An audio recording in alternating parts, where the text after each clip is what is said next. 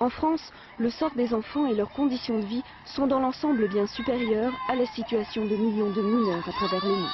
Mais il existe encore de nombreux sujets d'inquiétude pour les associations des droits de l'enfant. Des efforts restent à faire, notamment l'amélioration de l'accueil et de la protection des mineurs étrangers. Isolés, ces adolescents viennent en France pour obtenir le statut de réfugié, mais trop peu de structures, comme ce centre en région parisienne, existent pour leur prise en charge.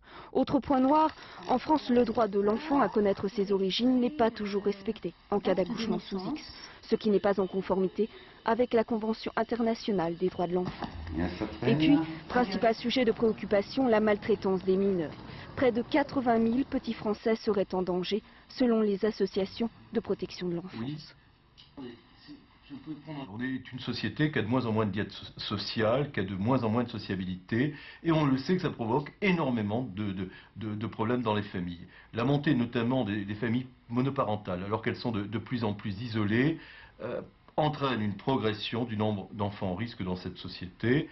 D'autres questions comme la pratique en matière d'arrestation et de détention des mineurs ou encore la législation sur l'apprentissage inquiètent aussi les associations. Tous ces enfants ont donc désormais une autorité indépendante chargée de défendre leurs droits. Claire Brisset a déjà indiqué de son côté ses priorités, les mineurs en prison, la lutte contre les réseaux pédophiles sur Internet et l'accueil des enfants à l'hôpital.